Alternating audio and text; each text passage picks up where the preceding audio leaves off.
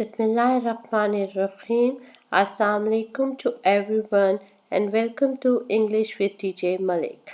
Today we are going to focus on the thesis writing. Thesis writing is very important and crucial in degree program. जब भी आप किसी university के degree programme में enrol होते हैं तो सेमेस्टर सिस्टम में आपको थीसिस लिखने को कहा जाता है and it is the necessary part of your thesis of your degree program. So यहाँ पे आज हम फोकस करेंगे कि जो है वो स्ट्रक्चर क्या होना चाहिए और उसका फॉर्मेट क्या होना चाहिए किसी भी थीसिस का जब हमने थीसिस राइटिंग करनी होती है.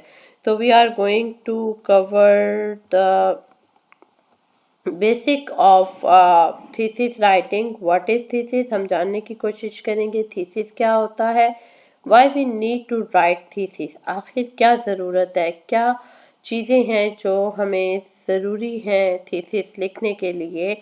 Then characteristic features of thesis. Characteristic features thesis के क्या हो सकते हैं, क्या एक थीसिस को बहुत बेहतरीन चीज़ बनाता है, वो कौन सी क्वालिटीज़ हैं. ठीक है. उसके बाद सबसे पहले हम बात करेंगे एब्स्ट्रैक्ट की. व्हाट इज़ एब्स्ट्रैक्ट, एब्स्ट्रैक्ट क्यों लिखा जाता है, इसकी अहमियत क्या है और what are the basic guidelines for writing the abstract. और फिर हम पूरी की पूरी थीसिस को कितने चैप्टर्स में डिवाइड करते हैं, 5 चैप्टर्स में. Starting with the abstract. Abstract is not included in any chapter, ये एक सेपरेट से पैराग्राफ होता है. Then chapter 1 basic introduction, chapter 2 literature review या review of literature and chapter 3 materials and methods और उसके बाद experimental chapters and chapter 5 general discussion. ठीक है. सो सबसे पहले हम देखेंगे डेफिनेशन ऑफ थीसिस. थीसिस जिसे हम आम जुबान में डिसर्टेशन भी बोलते हैं और one after the other likewise dissertation and thesis both are the important part और important document for your BS degree program and for MPhils and for PhDs. It is a document submitted in support of candidate of an academic degree or professional qualification presenting the author research and finding. ठीक है. एक ऐसा document है जिसमें आप अपने academic requirement को पूरा करते हुए कोई ना कोई रिसर्च कंडक्ट करते हैं. जाहिर है रिसर्च क्या है, आप कुछ ना कुछ फाइंडिंग्स कर रहे हैं, कोई थ्योरेटिकल वर्क कर रहे हैं, आपने कोई हाइपोथेसिस इस्तेमाल किया. बेसिकली थीसिस में क्या होता है, आप कोई स्टेटमेंट होती है, कोई एक प्रॉब्लम होता है, कोई एक्शन होता है जो आप परफॉर्म करते हैं, रिसर्च करते हैं एक स्पेसिफिक सब्जेक्ट में. ठीक है. So a dissertation embodying result of original research and especially sustaining a specific view. ठीक है. और उसमें कोई ना कोई substantial specific view होता है. सेकेंड है a proposition to be proved. और proposition एक जनरल स्टेटमेंट होती है. ठीक है. एक ऐसी स्टेटमेंट जो कोई पर्सन कोई कैंडिडेट देता है advances and offer to maintain by argument और उसको फिर प्रूव करता है, उसको जो है रिलेटेबल बनाता है by their argument, by theoretical work, और वो प्रैक्टिकली उन चीज़ों को मेंटेन करता है. Thesis a proposition to be maintained और प्रूव्ड. एक ऐसी स्टेटमेंट दी जाती है जिसको प्रूव किया जाता है, जिसके बारे में एविडेंस इकट्ठे किए जाते हैं. और अगर थीसिस की टाइमोलॉजी देखी जाए तो ये dissertation especially by a candidate for a degree program and it's a Latin from Greek word. It's a late Latin from Greek word meaning putting, placing or proposition.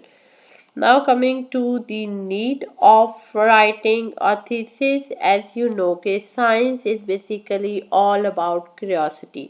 ठीक है. So जब भी हम specific subject में कोई degree लेते हैं तो हम चाहते हैं कि हम प्रैक्टिकल इम्प्लीकेशन देखें, न्यू रिसर्च को डिस्कवर करें. हम चाहते हैं कि नए से नया जो वर्क है वो हम प्रोड्यूस करें, अपनी क्रिएटिवनेस अपनी यूनिकनेस लेके आए.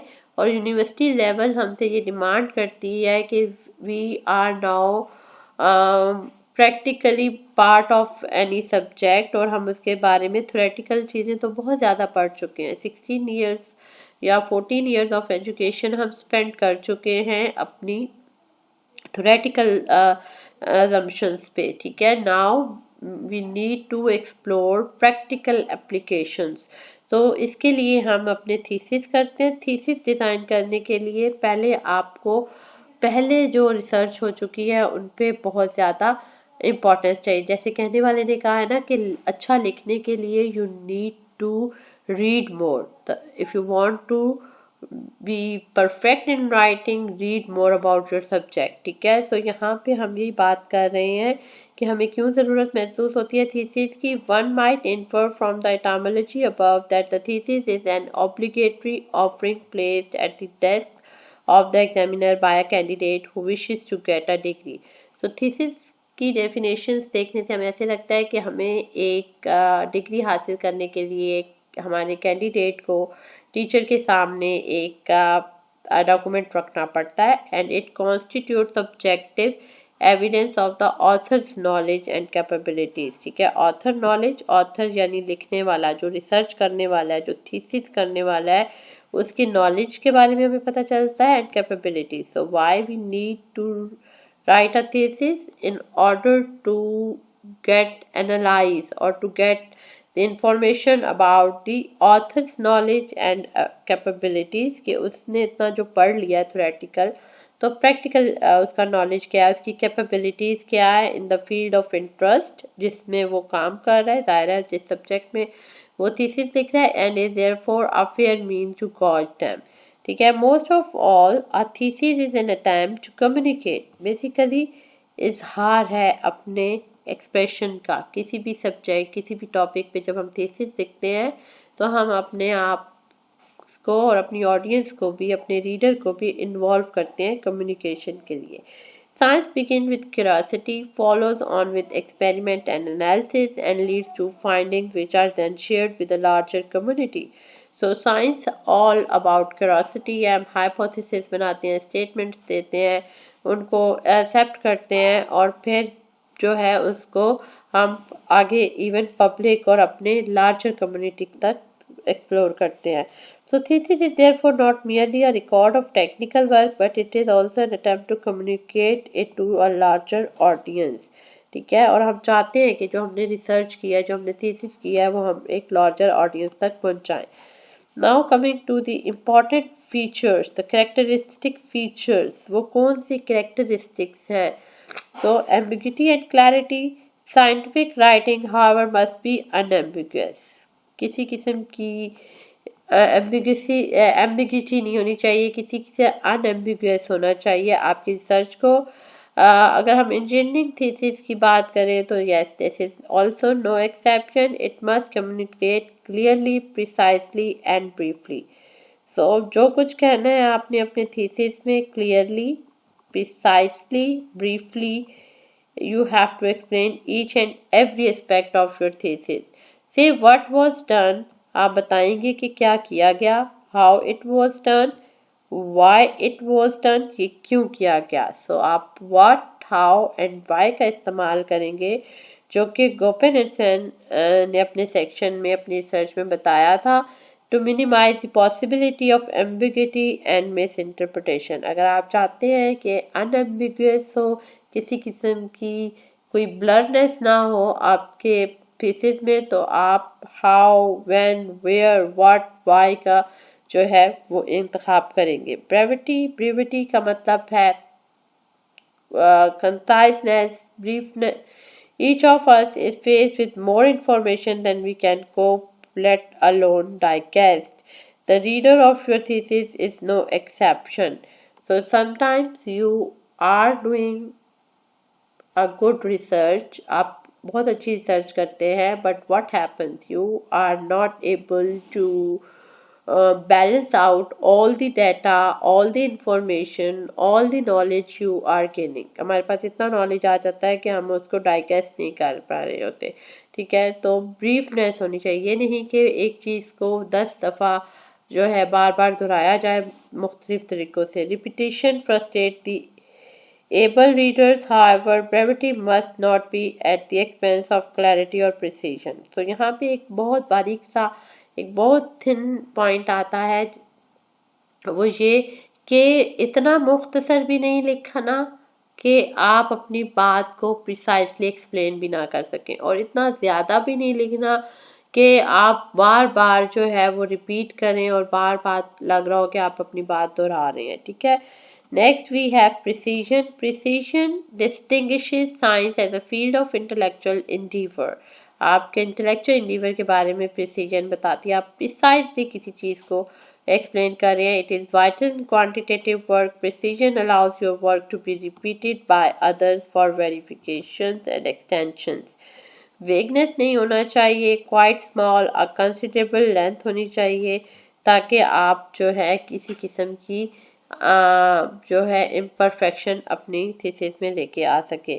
There will be mismatch your writing and your work. Precision, accuracy, experimental errors ये होंगे। तो precision is related to resolution of measurement. एक वर्ड एक्यूरेसी भी यूज होता है, to fidelity with truth and error with departure from the truth. Okay, now this is the format, the exact structure of the thesis. thesis के ये 7 points होते हैं। Title page होना चाहिए। टाइटल पेज में आप अपने नंबर्स, अपना एड्रेस, अपने बारे में इंफॉर्मेशन देते हैं। टेबल ऑफ कंटेंट आप तरतीबवार जो है लिखते हैं कि what is included in your thesis। Acknowledgement आपने एक्नॉलेज करना होता है किसी किस्म के। So these are the basic introduction. फिर आ जाता है एब्स्ट्रैक्ट। हम इसको आने वाले स्लाइड्स में जो है एक्सप्लोर करेंगे। एब्स्ट्रैक्ट जो होता है एक शॉर्ट समरी होती है। उसके बाद हम main text is further divided into 5 chapters. तो ये जो मेन टेक्स्ट है इसको हम फर्दर करते हैं कितने चैप्टर्स में, 5 चैप्टर्स में, ठीक है। इसको भी हम एक्सप्लोर करेंगे। बिब्लियोग्राफी और रेफरेंसेस, जितने भी रेफरेंसेस, कोई source material, primary sources, secondary sources use हुए हैं उनका यूज करेंगे। अपेंडिसेस जो इंडेक्सेस हैं उनको भी हम देखेंगे। सो जो ये 7 मेन स्ट्रक्चर आ जाता है, इसमें जो 5th पॉइंट है उसमें जो 5 चैप्टर्स हैं वो कौन कौन से हैं। Chapter 1 introduction, chapter 2 review of the literature, chapter 3 material and methods, chapter 4 experimental chapters और जनरल डिस्कशन और कंक्लूजन। तो सबसे पहले हम एक्सप्लेन करेंगे कि एब्स्ट्रैक्ट क्या होता है, ठीक है। Abstract lets reader get the gist और essence of your paper. Abstract एक शॉर्ट समरी होती है जिससे आपको पता चल जाता है, it is not more than 250 to 300 words, और इससे आपको पता चल जाता है कि आपकी रिसर्च, आपकी थीसिस में क्या कुछ इंक्लूडेड है, क्या इंट्रोडक्शन होगा, क्या इंस्ट्रूमेंट्स यूज़ किए गए हैं, कौन से जो है मेथड्स यूज़ किए गए हैं, थ्योरेटिकल एस्पेक्ट्स क्या हैं, और even a minor detail about the conclusion भी दी जा सकती है in order to decide whether to read the full paper. और sometimes it also provide to the information कि आपने फर्दर इसको पढ़ना है कि नहीं। Abstract prepares readers to follow the detailed information, analysis and argument. तो ये एनालाइज कर देता है, आर्गूमेंट कर देता है, एक short analysis what is done in the thesis. This is the synopsis of your thesis. It should state your hypothesis. आपकी हाइपोथेसिस क्या है? जाहिर है जब आप रिसर्च करेंगे, थीसिस करेंगे, आप अपनी एक स्टेटमेंट देते हैं जिसको आपने प्रूफ करना होता है एज ट्रू और फॉल्स। आपका क्या मेथड यूज हुआ है, about testing the hypothesis, a brief summary, okay, and a brief conclusion, findings also. Abstract is a brief summary of our research article, thesis, and it provides the in-depth analysis of a particular subject and often used to help the reader quickly ascertain the paper's purpose. Chapter 1 introduces, clearly states what the purpose of the study. ये बयान करता है कि study क्या है, and explain the study significance, उसकी अहमियत, उसकी significance के बारे में भी बताता है। The significance is addressed by discussing how the study adds to the theoretical body of knowledge. ठीक है, इंट्रोडक्शन में आप उसके सिग्निफिकेंस के बारे में बताते हैं और आप बताते हैं कि जो मौजूदा नॉलेज जो अब तक पास्ट ईयर्स में हो चुका है उसमें ये कैसे एड इन इंफॉर्मेशन कर सकता है. Significance for communication professional in the field of being examined, जिस फील्ड में वो स्टडी कर रहे हैं. They also should address the significance of the study for mass communication education. It is especially critical that this chapter be well prepared. क्योंकि chapter 1 introduction है तो ये तारुफ करवाएगा, बड़ा ही जामिया किस्म का होना चाहिए, वेल मेंटेन्ड होना चाहिए, without a clearly defined purpose and strong theoretical grounding. The thesis or dissertation is fundamentally flawed from the out. ठीक है. Chapter 2 literature review. चैप्टर 1 में आप इंट्रोड्यूस कर देते हैं सिग्निफिकेंस, उसके अहम जो नुकात हैं वो सारे आ जाते हैं, आपके उसमें रिसर्च क्वेश्चंस भी आ जाते हैं, आपका उसमें हाइपोथेसिस भी आ जाते हैं, लिमिटेशंस भी आ जाती है. अब चैप्टर 2 में जितना कुछ रिसर्च से रिलेटेड काम हो चुका है आप उसको एनालाइज करेंगे, लेकिन जितना ही ये इम्पोर्टेंट काम है उतना ही ये डेवलप करना, ऑर्गेनाइज करना, इसको लिखना बहुत मुश्किल है. The purpose of the study should suggest some theoretical framework. इसमें बेसिकली क्या है आप एक्सप्लेन करेंगे, थ्योरेटिकल फ्रेमवर्क क्या होना चाहिए, and explain further that describe the analysis of previous research on the topic. It also staying together what other researchers have found. ये आपको इस काबिल बनाता है कि आप डाइव इन कर सकें, ये जान सकें कि इसके अंदर और रिसर्चर्स ने क्या काम अब तक कर चुके हैं. Rather, you should discuss and analyze the body of knowledge with the ultimate goal of determining what is known and is not known about the topic. तो यहाँ पे एक चीज़ आपको वाज़िया हो जानी चाहिए, आप जब लिटरेचर रिव्यू लिख रहे होते हैं तो आपको पता चल जाता है कि क्या कुछ इस टॉपिक पे काम हो चुका है, कौन कौन से थ्योरेटिकल इम्प्लीकेशंस लग चुकी हैं, कौन कौन से मेथड्स हैं जो इस स्पेसिफिक फील्ड में काम हो चुका है, उसके जो ग्रे एरियाज़ हैं, जो ब्लर एरियाज़ हैं जिन पे अभी किसी ने काम नहीं किया, जो यूनिक हैं, जिन पे आप डिस्कवरीज कर सकते हैं, तो आप उन इम्प्लीकेशंस की तरफ आते हैं. This determination lead to your research questions and hypothesis, और ये बहुत आसानी कर देते हैं आपके हाइपोथेसिस को और आपके थ्योरेटिकल मेथोडोलॉजी को समझने के लिए.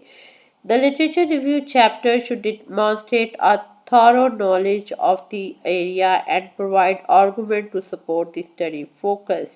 ठीक है, आपने जिस स्टडी को फोकस किया है उसके आर्गूमेंट्स भी प्रोवाइड कर देते हैं, आप इसमें क्यों इंटरेस्टेड हैं, आप इसके बारे में क्या रिसर्च करना चाहते हैं. तो it's gives you a complete thorough knowledge about. No doubt आप किसी की रिसर्च के बारे में, उनके रेफरेंसेस की, उनके सोर्सेज की बात करेंगे, उनके मेथोडोलॉजीज को देखेंगे, लेकिन वो खुद आपको इतना अपील कर देगा, इतना अप टू डेट कर देगा, आपको हायर लेवल थिंकिंग को उस स्पेसिफिक फील्ड में इनकरेज करेगा कि आप अपने सब थीसिस के बारे में, अपने टॉपिक के बारे में, अपना एरिया ऑफ स्टडी के बारे में जान सकेंगे. The aim of the literature review chapter is to delineate various theoretical positions and from these to develop conceptual framework. तो ये दो तरह से आपको काम को टारगेट करता है. एक तो ये कि आपको वो थ्योरेटिकल पर्सपेक्टिव बताता है कि अच्छा ये थ्योरी भी अप्लाई हो सकती है, ये वेरियस मेथडोलॉजिकल पर्सपेक्टिव है वो यूज़ हो सकते हैं, और एक तरह से वो आपको कॉन्सेप्चुअल फ्रेमवर्क प्रोवाइड कर रहा होता है. यानी आप जितना अपनी रिसर्च स्पेसिफिक एरिया के बारे में जानेंगे उतना आपके लिए जो है एक्सप्लोर करना आसान हो जाएगा. You are getting information and moving ahead toward the new discoveries. Literature review जो है critically evaluate the literature rather than merely describe previous literature. This is very important point. The important point is कि आप सिर्फ ये नहीं कि पिछला पढ़ा हुआ प्रीवियस वर्क जो है उसको, प्रीवियस लिटरेचर जो उस टॉपिक के बारे में है, आप उसको नहीं हिट कर रहे, बल्कि आप एवेल्युएट कर रहे हैं लिटरेचर को आइडेंटिफाई की authors and the key works in the area. आपको पता चलता है कि मेरे से पहले ये किस किस की ऑथर्स ने, इसके कौन मेन ऑथर्स हैं जो काम कर चुके हैं, and you have to learn from it. ठीक है, एग्जिस्टिंग स्टडीज़ के बारे में आप जानते हैं, relative to what has been found, क्या कुछ इसमें रिसर्च हो चुकी है, हु हैज़ डन वर्क, किसने किया, when and where latest research. ज़ाहिर है आप जब रेफरेंसेस लिखेंगे, जब सोर्स की टेक्स्ट साइटेशन करेंगे तो आपको पता चलेगा कि ये इस वॉल्यूम में, इस जर्नल में, इस पेज पे जो है ये बात की गई थी। Who found this, who what has been found, when and where latest research were done. ठीक है, और इसमें आपकी मेथोडोलॉजी और लर्निंग प्रोसेस भी इंक्रीज हो जाएगा। Constitute an argument and then clearly identify the gap. What is the gap? क्या फाउंड किया जा चुका है, क्या चीज़ डिस्कवर हो चुकी है और क्या कुछ रहता है। ठीक है, चैप्टर 3 आपका होगा methods, methodologies, materials. So it provides in-depth discussion of your materials, what theoretical, what population or what samples you are using. The method portion of this section should carefully determine and discuss the method that you are going to use। कौन से research methods हैं, कौन से theoretical aspects हैं जो आप use करेंगे। And it also provide guideline to discuss your method in sufficient detail। आप elaborate करते हो कि कौन कौन से जो रिसर्च और थ्योरेटिकल पर्सपेक्टिव हैं वो आप यूज़ कर सकते हैं। डाटा कैसे कलेक्ट करेंगे, आप अपने रिजल्ट्स एंड फाइंडिंग्स को कैसे कंक्लूड करेंगे, and future research on this topic. Okay, next है experimental chapter. This is very very crucial. जब आप सारा कुछ पढ़ के, लिटरेचर रिव्यू करके, अपने मेथड्स डिज़ाइन करके, आप अपनी रिसर्च डिज़ाइन करते हैं, थीसिस डिज़ाइन करते हैं, now you are in the self-contained and clearly focused one, and आप जो है अपने हाइपोथेसिस को प्रेजेंट करेंगे, उनको टेस्ट करेंगे। आपको बहुत सारे जो है सोर्सेज से इंफॉर्मेशन मिलेगी और यहाँ पे आके you have the bulk of knowledge.